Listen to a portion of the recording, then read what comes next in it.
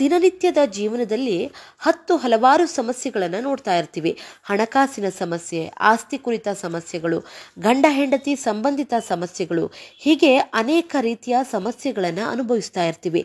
ಇವೆಲ್ಲ ಸಮಸ್ಯೆಗಳಿಗೆ ಪರಿಹಾರಗಳು ಕೂಡ ಇರ್ತವೆ. ಆದರೆ ಅದನ್ನ ಬಗೆಹರಿಸಿಕೊಳ್ಳೋದಕ್ಕೆ ಕೂತು ಮಾತನಾಡುವಂತಹ ತಾಳ್ಮೆ ನಮ್ಮಲ್ಲಿ ಇರೋದಿಲ್ಲ. ಒಬ್ಬರಿಗೆ ಈಗೋ ಸಮಸ್ಯೆ ಇದ್ರೆ ಮತ್ತೊಬ್ಬರಿಗೆ ನಾನೇ ಗೆಲ್ಲಬೇಕು, ಅವ್ರ ಮುಂದೆ ನಾನ್ಯಾಕೆ ಸೋಲ್ಬೇಕು ಅನ್ನುವಂಥದ್ದು. ಒಟ್ನಲ್ಲಿ ಅವರವರೇ ಮುಗಿಸ್ಕೊಳ್ಳಲಾಗದ ಸಮಸ್ಯೆಗಳಿಗೆ ಕಾನೂನು ಪರಿಹಾರವನ್ನ ಕಂಡುಕೊಳ್ಳೋದಕ್ಕೆ ಹಲವಾರು ಜನರ ಆಯ್ಕೆ ನ್ಯಾಯಾಲಯ ಆಗುತ್ತೆ. ಕೋರ್ಟ್ಗೆ ಹೋಗಬೇಕು ಅಂತ ನಿರ್ಧರಿಸಿದ ಮೇಲೆ ಯಾವ ಕೇಸನ್ನ ಯಾವ ಕೋರ್ಟ್ನಲ್ಲಿ ದಾಖಲಿಸಬೇಕು ಅನ್ನುವಂತಹ ಜ್ಞಾನ ಇರಲೇಬೇಕಾಗುತ್ತೆ. ನಮಗೆ ಹಾಕಿದು ವಕೀಲರಿಗೆ ಗೊತ್ತಿದ್ರೆ ಸಾಕಲ್ವಾ ಅಂತ ಅನ್ಕೊಳ್ಬಹುದು. ಬಟ್ ಇದನ್ನ ಪ್ರತಿಯೊಬ್ಬರು ತಿಳಿದುಕೊಂಡ್ರೆ ನಿಮ್ಮ ಸಮಸ್ಯೆಗಳನ್ನ ಉತ್ತಮ ರೀತಿಯಲ್ಲಿ ಪರಿಹರಿಸಿಕೊಳ್ಬಹುದು. ನೀವು ಸಿವಿಲ್ ಕೇಸನ್ನ ಫೈಲ್ ಮಾಡಬೇಕು ಅಂತ ನಿರ್ಧಾರ ತಗೊಂಡ್ರಿ ಅಂತಂದ್ರೆ ಮೊದಲು ತಿಳಿದುಕೊಳ್ಬೇಕಾಗಿರೋದೇ ಯಾವ ಪ್ಲೇಸ್ನಲ್ಲಿ ನಾವು ದಾವೆಯನ್ನ ಹೂಡಬೇಕು ಅನ್ನುವಂಥದ್ದನ್ನ. CPC ಸೆಕ್ಷನ್ 15 ಹೇಳೋ ಪ್ರಕಾರ ಯಾವುದೇ ಒಂದು ಸಿವಿಲ್ ದಾವೆಯನ್ನ ಹೂಡಬೇಕಾದ್ರೆ ಕಿರಿಯ ದರ್ಜೆಯ ಕೋರ್ಟ್ನಲ್ಲಿ ಹೂಡಬೇಕಾಗತ್ತೆ. ಆ ಕೋರ್ಟ್ ಅಂದ್ರೆ ಎಲ್ಲಾ ಕಡೆ ಕೂಡ ಸಿವಿಲ್ ಕೋರ್ಟ್ ಇರುತ್ತೆ. ಎಲ್ಲೆಲ್ಲಿ ಸಿವಿಲ್ ಕೋರ್ಟ್ ಇರುತ್ತೋ ಅಲ್ಲೆಲ್ಲ ಕೂಡ ಕೇಸನ್ನ ಫೈಲ್ ಮಾಡಬಹುದಾ ಅಂದ್ರೆ ಖಂಡಿತವಾಗ್ಲೂ ಇಲ್ಲ. ನೀವು ಪ್ರಾಪರ್ಟಿ ಸಂಬಂಧಿತ ದಾವೆಯನ್ನ ಹೂಡ್ತೀರಾ ಅಂತಂದ್ರೆ ಆ ಪ್ರಾಪರ್ಟಿಗೆ ಸಂಬಂಧಿಸಿದಂತೆ ಪಾರ್ಟಿಷನ್ ಸೂಟ್ ಇರುತ್ತೆ, ಡಿಕ್ಲರೇಷನ್ ಸೂಟ್ ಇರುತ್ತೆ, ಇಂಜಂಕ್ಷನ್ ಸೂಟನ್ನು ಫೈಲ್ ಮಾಡೋದಿರುತ್ತೆ. ಸೊ ಆ ಸ್ಥಿರಾಸ್ತಿ ಯಾವ ಸೂಟನ್ನು ಫೈಲ್ ಮಾಡ್ತಿರೋ ಆ ಸೂಟ್ಗೆ ಸಂಬಂಧಿಸಿದಂತಹ ಪ್ರಾಪರ್ಟಿ ಅಂದರೆ ಆ ಸ್ಥಿರಾಸ್ತಿ ಎಲ್ಲಿರುತ್ತೋ ಅಲ್ಲಿಯ ಒಂದು ಸ್ಥಳದಲ್ಲಿ ಆ ಪ್ರಾಪರ್ಟಿ ಇರುವಂತಹ ಸ್ಥಳದ ವ್ಯಾಪ್ತಿಯ ಕೋರ್ಟ್ನಲ್ಲೇ ನೀವು ದಾವೆಯನ್ನು ಹೂಡಬೇಕಾಗುತ್ತೆ. ಎಕ್ಸಾಂಪಲ್ ಅಂದರೆ ನಿಮ್ಮದೊಂದು ಸ್ಥಿರಾಸ್ತಿ ಮೈಸೂರಿನಲ್ಲಿ ಇರುತ್ತೆ, ನೀವು ಬ್ಯಾಂಗ್ಳೂರಿನಲ್ಲಿ ದಾವೆಯನ್ನು ಹೂಡಲಿಕ್ಕೆ ಬರೋದಿಲ್ಲ. ಪ್ರಾಪರ್ಟಿ ಮೈಸೂರಿನಲ್ಲಿದ್ದರೆ ಅಲ್ಲೇ ನೀವು ಆ ಸಿವಿಲ್ ದಾವೆಯನ್ನು ಹೂಡಬೇಕಾಗುತ್ತೆ.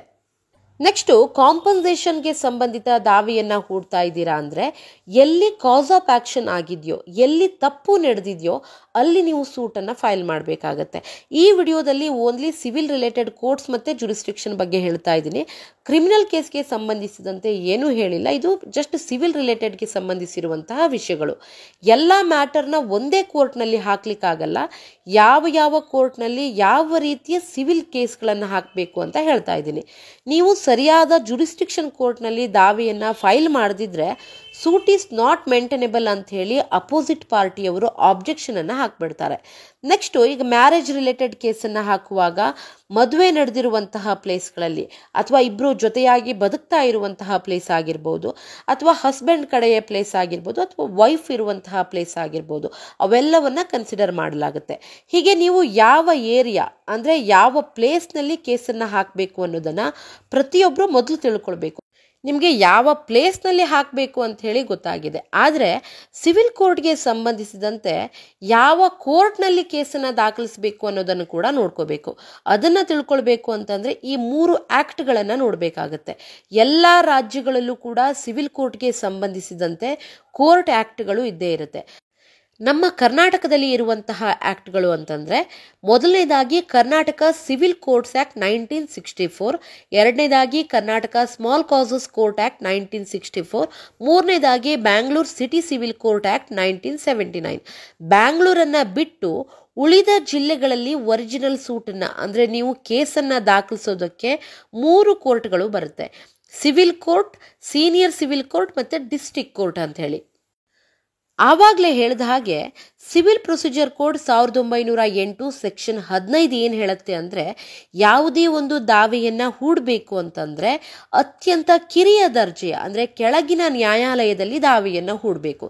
ಯಾಕಂದರೆ ಹೈಯರ್ ಕೋರ್ಟ್ನ ಅಂದರೆ ಮೇಲಿನ ಕೋರ್ಟ್ಗಳ ಕೆಲಸದ ಹೊರೆಯನ್ನು ಕಡಿಮೆ ಮಾಡಲಿಕ್ಕೆ ಮತ್ತು ಪಕ್ಷಗಳ ಮತ್ತು ಸಾಕ್ಷಿಗಳ ವಿಚಾರಣೆಗೆ ಅನುಕೂಲವನ್ನು ಒದಗಿಸೋದು ಈ ಸೆಕ್ಷನ್ನ ಉದ್ದೇಶ. ನಿಮ್ಮ ಕೇಸಿನ ವಿಚಾರವಾಗಿ ಹಣಕಾಸಿನ ಮೌಲ್ಯ ಎಷ್ಟಿದೆ ಅದಕ್ಕನುಗುಣವಾಗಿ ಸರಿಯಾದ ನ್ಯಾಯಾಲಯದಲ್ಲಿ ಕೇಸನ್ನು ದಾಖಲಿಸಬೇಕಾಗುತ್ತೆ. ಮತ್ತು ಒಂದೇ ಪ್ಲೇಸ್ನಲ್ಲಿ ಹಲವಾರು ಕೋರ್ಟ್ ಇರುತ್ತೆ. ನಿಮ್ಮ ಸಬ್ಜೆಕ್ಟ್ ಮ್ಯಾಟರ್ಗೆ ಸಂಬಂಧಿಸಿದಂತೆ ಕೋರ್ಟನ್ನು ಸೆಲೆಕ್ಟ್ ಮಾಡ್ಕೊಳ್ಬೇಕಾಗತ್ತೆ. ಈಗ ಸಿವಿಲ್ ಕೋರ್ಟ್ಗಳು ಅಂದರೆ ಜೂನಿಯರ್ ಸಿವಿಲ್ ಜಡ್ಜ್ ಅಂತ ಕೂಡ ಮೊದಲೆಲ್ಲ ಹೇಳಲಾಗ್ತಾ ಇತ್ತು. ಸಿವಿಲ್ ಕೋರ್ಟ್ಗಳ ಜುರಿಸ್ಡಿಕ್ಷನ್ಗೆ ಅಂದರೆ ಈ ಸಿವಿಲ್ ಕೋರ್ಟ್ನ ವ್ಯಾಪ್ತಿಗೆ ಬರುವಂತಹ ಕೇಸ್ಗಳು ಅಂದರೆ 15 ಲಕ್ಷ ಅಥವಾ ಅದರ ಒಳಗಿನ ಮೌಲ್ಯದ ಒಂದು ಕೇಸನ್ನು ಮಾತ್ರ ಸಿವಿಲ್ ಕೋರ್ಟ್ನಲ್ಲಿ ಸಲ್ಲಿಸಬೇಕಾಗತ್ತೆ. ಈಗ 15 ಲಕ್ಷದ ಮೌಲ್ಯದ ಒಳಗಿನ ದಾವೆಯನ್ನ ಸೀನಿಯರ್ ಸಿವಿಲ್ ಕೋರ್ಟ್ಗೆ ಹಾಕಬಹುದಾ ಅಂತ ಕೇಳಿದ್ರೆ ಖಂಡಿತವಾಗ್ಲೂ ಹಾಕಬಹುದು. ಬಟ್ ಆವಾಗಲೇ ಹೇಳಿದ ಹಾಗೆ CPC ಸೆಕ್ಷನ್ 15ರ ಪ್ರಕಾರ ಮೇಲಿನ ನ್ಯಾಯಾಲಯದ ಒತ್ತಡವನ್ನು ಕಡಿಮೆಗೊಳಿಸಲಿಕ್ಕೆ ವಿಚಾರಣೆಗೆ ಸೂಕ್ತವಾದ ಆಯ್ಕೆ ಅಂತಂದ್ರೆ ಕಿರಿಯ ನ್ಯಾಯಾಲಯ ಆಗುತ್ತೆ. ಸೊ 15 ಲಕ್ಷದ ಒಳಗಿನ ಮೌಲ್ಯದ ದಾವೆಗೆ ನೀವು ಸಿವಿಲ್ ಕೋರ್ಟ್ ಅನ್ನೇ ಆಯ್ಕೆ ಮಾಡ್ಕೊಳ್ಬೇಕಾಗುತ್ತೆ. Karnataka civil judge act 1964 jurisdiction of a civil ಜಡ್ಜ್ಗೆ ಸಂಬಂಧಿಸಿದಂತೆ ಸೆಕ್ಷನ್ 17ಅನ್ನ ಮಾರ್ಚ್ 20, 2024ರಂದು ಜಾರಿಗೆ ಬರುವಂತೆ 2024ರ ಕರ್ನಾಟಕ ಕಾಯ್ದೆ 33ರ ಮೂಲಕ ತಿದ್ದುಪಡಿಯನ್ನ ಮಾಡಲಾಗಿದೆ. ಮೊದಲು 5 ಲಕ್ಷ ರೂಪಾಯಿ ಮೌಲ್ಯ ಇದ್ದದ್ದನ್ನ 15 ಲಕ್ಷ ರೂಪಾಯಿ ಅಂತ ಹೇಳಿ ಬದಲಾಯಿಸಿ ಹಣಕಾಸಿನ ನ್ಯಾಯ ವ್ಯಾಪ್ತಿಯನ್ನ ಹೆಚ್ಚಿಸಿದೆ. ಇನ್ನು ಸರಳವಾಗಿ ಹೇಳಬೇಕು ಅಂದ್ರೆ ಕರ್ನಾಟಕದಲ್ಲಿ ಸಿವಿಲ್ ಜಡ್ಜ್ ಅಥವಾ ಸಿವಿಲ್ ಕೋರ್ಟ್ ನಿರ್ವಹಿಸಬಹುದಾದ ಪ್ರಕರಣಗಳ ಹಣದ ಮೌಲ್ಯದ ಗರಿಷ್ಠ ಮಿತಿಯನ್ನ 2024ರಲ್ಲಿ 5 ಲಕ್ಷದಿಂದ 15 ಲಕ್ಷಕ್ಕೆ ಹೆಚ್ಚಿಸಿದ್ದಾರೆ. ಅದಕ್ಕಾಗಿ ಸಿವಿಲ್ ಕೋರ್ಟ್ಗಳ ವ್ಯಾಪ್ತಿಗೆ 15 ಲಕ್ಷದ ಒಳಗಿನ ಮೌಲ್ಯದ ದಾವೆಯನ್ನ ಹೂಡಬಹುದಾಗಿದೆ. ನೆಕ್ಸ್ಟ್ 15 ಲಕ್ಷಕ್ಕಿಂತ ಜಾಸ್ತಿ ಅಂದ್ರೆ 20 ಲಕ್ಷದ ಮೌಲ್ಯಾಧಾರಿತ ದಾವೆಯನ್ನ ನೀವು ದಾಖಲಿಸಬೇಕು ಅಂತಂದ್ರೆ ಸೀನಿಯರ್ ಸಿವಿಲ್ ಕೋರ್ಟ್ ನಲ್ಲಿ ದಾಖಲಿಸಬೇಕಾಗತ್ತೆ. ಇದರಲ್ಲಿ ಅನ್ಲಿಮಿಟೆಡ್ ಪವರ್ ಅಂತ ಇರುತ್ತೆ. ಅಂದ್ರೆ ಅಷ್ಟೇ ಲಿಮಿಟ್ ಅಂತ ಇರೋದಿಲ್ಲ. 1 ಕೋಟಿದಿರಬಹುದು ಅಥವಾ 1 ಕೋಟಿ ಮೌಲ್ಯದಾಗಿರ್ಬಹುದು, 1.5 ಕೋಟಿ ಮೌಲ್ಯದಾಗಿರ್ಬಹುದು. ಆ ರೀತಿಯ ದಾವೆಯನ್ನು ಕೂಡ ಇಲ್ಲಿ ದಾಖಲಿಸಬಹುದು. ಇಲ್ಲಿ ಸ್ಮಾಲ್ ಕಾಸಸ್ ಕೇಸ್ಗೆ ಅಂದ್ರೆ ಸ್ಮಾಲ್ ಕಾಸಸ್ ಕೋರ್ಟ್ ಅಂತ ಇರುತ್ತಲ್ವಾ, ಆ ಕೋರ್ಟ್ಗಳು ಸಪರೇಟ್ ಇಲ್ಲ ಅಂತಂದ್ರೆ ಸ್ಮಾಲ್ ಕಾಸಸ್ ಕೋರ್ಟ್ಗೆ ಬರುವಂತಹ ಕೇಸ್ಗಳನ್ನ ಕೂಡ ದಾಖಲಿಸಬಹುದಾಗತ್ತೆ. ಯಾಕಂದ್ರೆ ಸೀನಿಯರ್ ಸಿವಿಲ್ ಜಡ್ಜ್ಗೆ ಎಲ್ಲಾ ಕೇಸ್ಗಳನ್ನ ವಿಚಾರಣೆ ಮಾಡುವಂತಹ ಒಂದು ಅಧಿಕಾರ ಇರುತ್ತೆ. ಡಿವೋರ್ಸ್ ಕೇಸ್ ಆಗಿರ್ಬೋದು, ಸ್ಪೆಷಲ್ ಮ್ಯಾರೇಜ್ ಆಕ್ಟ್, ಇವೆಲ್ಲವನ್ನ ಕೂಡ ಸೀನಿಯರ್ ಸಿವಿಲ್ ಜಡ್ಜ್ ಕೋರ್ಟಿನಲ್ಲಿ ದಾಖಲಿಸಬಹುದಾಗಿರುತ್ತೆ. ಯಾಕಂದ್ರೆ ಫ್ಯಾಮಿಲಿ ಕೋರ್ಟ್ ಅಂತ ಸಪರೇಟ್ ಕೋರ್ಟ್ ಅಲ್ಲಿ ನಿಮ್ಮ ಒಂದು ಪ್ಲೇಸ್ ನಲ್ಲಿ ಇಲ್ಲದೆ ಇದ್ದಾಗ ಆ ಒಂದು ಸೀನಿಯರ್ ಸಿವಿಲ್ ಜಡ್ಜ್ಗೆನೆ ಆ ಪವರ್ ಅಂತ ಕೊಟ್ಟಿರ್ತಾರೆ. ಅಂದ್ರೆ ಎಲ್ಲಾ ಕೇಸನ್ನ ನಡೆಸುವಂತಹ ಪವರ್ ಕೊಟ್ಟಿರ್ತಾರೆ. ಸೊ ಅದೇ ಕೋರ್ಟ್ ನಲ್ಲಿ ನೀವು ಕೇಸನ್ನ ದಾಖಲಿಸಬಹುದು. ನೆಕ್ಸ್ಟ್ ಡಿಸ್ಟ್ರಿಕ್ಟ್ ಕೋರ್ಟ್ ನಲ್ಲಿ ಕೂಡ ಎಲ್ಲಾ ದಾವೆಯನ್ನ ಕೂಡ ದಾಖಲಿಸಬಹುದು. ಬಟ್ ಕಿರಿಯ ದರ್ಜೆಯ ಕೋರ್ಟ್ ವ್ಯಾಪ್ತಿಗೆ ಬರುವಂತಹ ದಾವೆಯನ್ನ ಕೆಳಗಿನ ಕೋರ್ಟ್ ನಲ್ಲೇ ಹಾಕಬೇಕಾಗತ್ತೆ. ಡಿಸ್ಟ್ರಿಕ್ಟ್ ಕೋರ್ಟ್ಗೆ ನೀವು ಕೆಳಗಿನ ನ್ಯಾಯಾಲಯದ ಆದೇಶವನ್ನ ಪ್ರಶ್ನಿಸಲಿಕ್ಕೆ ಡಿಸ್ಟ್ರಿಕ್ಟ್ ಕೋರ್ಟ್ ಆಯ್ಕೆಯನ್ನ ಮಾಡ್ಕೊಳ್ಬಹುದು. ಅಂದ್ರೆ ಅಪೀಲ್ ಅನ್ನ ಇಲ್ಲಿ ನೀವು ಸಲ್ಲಿಸಬಹುದಾಗಿರುತ್ತೆ. ಈಗ ಸಿವಿಲ್ ಜಡ್ಜ್ ಅಂದ್ರೆ ಸಿವಿಲ್ ಕೋರ್ಟ್ ನ ಜಜ್ಮೆಂಟ್ ಅನ್ನ ನೀವು ಚಾಲೆಂಜ್ ಮಾಡ್ತೀರಾ ಅಂದ್ರೆ ಅದರ ಮೇಲಿರುವಂತಹ ಕೋರ್ಟ್ ಅಂದ್ರೆ ಸೀನಿಯರ್ ಸಿವಿಲ್ ಜಡ್ಜ್ ಕೋರ್ಟ್ಗೆ ನೀವು ಅಪೀಲ್ ಅನ್ನ ಹೋಗಬೇಕಾಗತ್ತೆ. ಈಗ ಸೀನಿಯರ್ ಸಿವಿಲ್ ಜಡ್ಜ್ ಅವರ ಜಜ್ಮೆಂಟ್ ಅನ್ನ ನೀವು ಚಾಲೆಂಜ್ ಮಾಡ್ತೀರಾ ಅಂದ್ರೆ ಡಿಸ್ಟ್ರಿಕ್ಟ್ ಕೋರ್ಟ್ಗೆ ಅಪೀಲ್ ಹೋಗಬೇಕಾಗತ್ತೆ.